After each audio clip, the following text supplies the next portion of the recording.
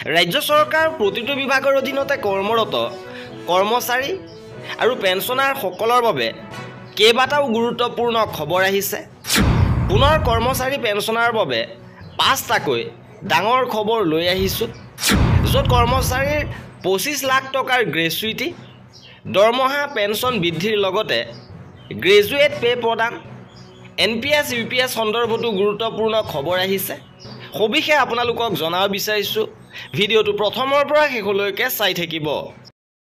জনাব বিচাৰিছোঁ আজিৰ প্ৰথমটো গুৰুত্বপূৰ্ণ খবৰ, কৰ্মচাৰীসকলৰ কেইবাটাও দাবী পূৰণ হৈছে আৰু সেই সন্দৰ্ভত বিত্ত বিভাগৰ ফালৰ পৰা এখন গুৰুত্বপূৰ্ণ পত্ৰ আহিছে আৰু এই পত্ৰখন প্ৰেৰণ কৰিছে 26 মাৰ্চ তাৰিখে।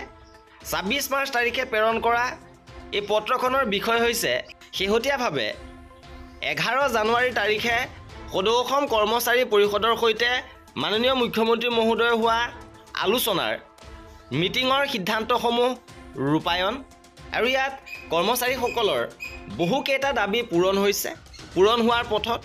আৰু এটা গুৰুত্বপূৰ্ণ দাবী হৈছে যে গ্ৰেজুৱেট পে প্ৰদান, আৰু এই ক্ষেত্ৰত ইয়াত উল্লেখ কৰিছে যে গ্ৰেজুৱেট পে প্ৰদান সন্দৰ্ভত ফাইনেন্স SIU ডিপাৰ্টমেণ্টে নটিফিকেশ্যন প্ৰকাশ কৰিব, নিয়মাৱলী প্ৰকাশ কৰিব আৰু উল্লেখ কৰা মতে সেই সকলো কৰ্মচাৰীয়ে গ্ৰেজুৱেট পে লাভ কৰিব যিসকলে নিযুক্তিৰ সময়ত এণ্ট্ৰি পইণ্ট কোৱালিফিকেশ্যন গ্ৰেজুৱেট আছিলে, তেওঁলোকে এতিয়া গ্ৰেজুৱেট পে পাবলৈ সক্ষম হ'ব।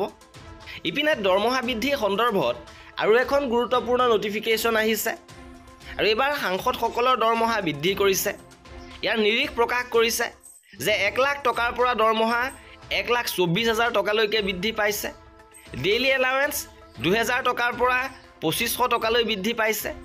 পেঞ্চন তেনেধৰণে 25,000 পৰা 31,000 টকালৈ বৃদ্ধি পাইছে আৰু additional pension for every year service in excess of 5 ইয়াৰ্ছৰ 2,000 পৰা 2,500 টকালৈকে বৃদ্ধি হৈছে। আৰু সাংসদসকলৰ দৰমহা বৃদ্ধিৰ এই নটিফিকেশ্যন প্ৰকাশ কৰিছে মিনিষ্ট্ৰী অফ পাৰ্লিয়ামেণ্টাৰী এফেয়াৰ্ছৰ পৰা।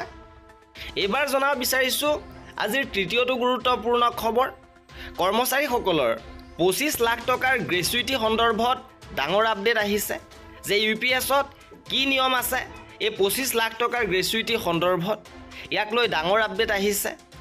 বিগত 2024 চনৰ 1 জানুৱাৰীৰ পৰা কাৰ্যকৰী হৈছে এই নিয়ম। মহাৰ্ঘ ভাত্তা উপনীত হৈছে 50%।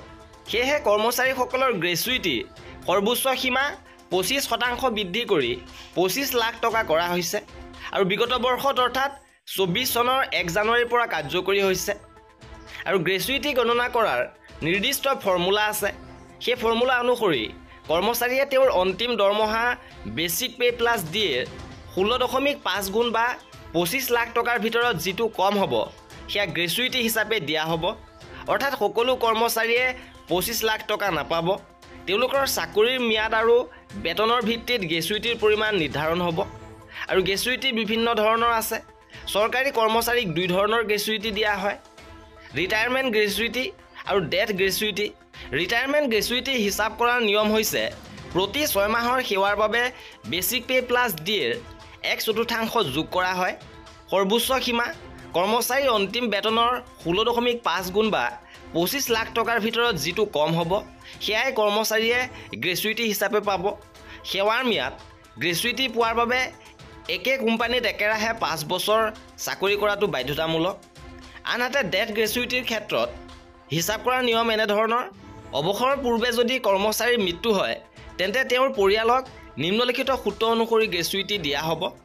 1 বছৰ কম চাকৰি কৰিলে বেতনৰ 2 গুণ, 1 পৰা 5 বছৰ চাকৰি কৰিলে বেতনৰ 6 গুণ, 5 পৰা 11 বছৰ চাকৰিৰ বাবে বেতনৰ 12 গুণ, 11 পৰা 20 বছৰ চাকৰিত বেতনৰ 20 গুণ আৰু 20 বছৰ বেছি চাকৰি কৰিলে প্ৰতি 6 মাহত আধা বেতন অনুযায়ী গ্ৰেচুইটি দিয়া হ'ব। আৰু 1 এপ্ৰিল 2025 পৰা যিহেতু ইউনিফাইড পেঞ্চন স্কিম আৰম্ভ হ'ব, ইয়াত আছে পুৰণি পেঞ্চন স্কিম আৰু NPS স্কিমৰ স্পেচিয়েল ফিচাৰ। 10 বছৰ চাকৰিত ন্যূনতম 10,000 টকাৰ পেঞ্চন আৰু সম্পূৰ্ণ ম্যাদৰ চাকৰিত নিৰ্দিষ্ট হাৰত পেঞ্চন দিয়া হ'ব। আৰু সম্প্ৰতি প্ৰশ্ন উঠিছে যে ইউনিফাইড পেঞ্চন স্কিমত গ্ৰেচুইটি দিয়া হ'বনে নহয়, যিদৰে পুৰণি পেঞ্চন স্কিম আৰু NPSত দিয়া হয়। ইয়াৰ উত্তৰত বিত্ত মন্ত্ৰালয়ে জনাইছে যে এয়া UPS NPSৰ বিকল্প স্কিম হিচাপে আহিছে। Gratuity central civil services national pension ছিষ্টেমৰ আওতাত গ্ৰেচুইটি প্ৰদানৰ নিয়ম 2021 অনুযায়ী গ্ৰেচুইটি প্ৰদান কৰা হ'ব, অৰ্থাৎ UPSত আপোনালোকে গ্ৰেচুইটি পাব। এইবাৰ জনাব বিচাৰিছোঁ পৰৱৰ্তী গুৰুত্বপূৰ্ণ খবৰ। এইবাৰ কৰ্মচাৰীসকলৰ বহু পৰিমাণে দৰমহা বৃদ্ধিৰ খবৰ আহিছে। 8 পে সন্দৰ্ভত ডাঙৰ আপডেট আহিছে।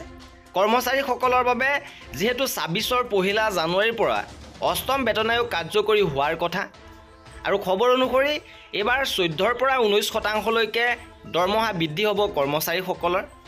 আৰু বিগত সোমবাৰে জানিব পৰা গৈছে যে আগন্তুক মাহত অৰ্থাৎ এপ্ৰিলত 8ম বেতন আয়োগ গঠনৰ প্ৰক্ৰিয়া আৰম্ভ হ'ব।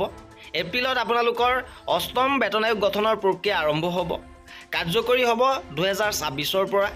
আৰু খবৰ অনুসৰি লেভেল 1ৰ বেছিক দৰমহা বৰ্তমান 18,000 টকা, আৰু ফিটমেণ্ট ফেক্টৰ 1.92 হ'লে 34,560 টকা, 2.08 হ'লে 37,440 টকা, আৰু 2.86 হ'লে 51,480 টকালৈকে বৃদ্ধি পাব।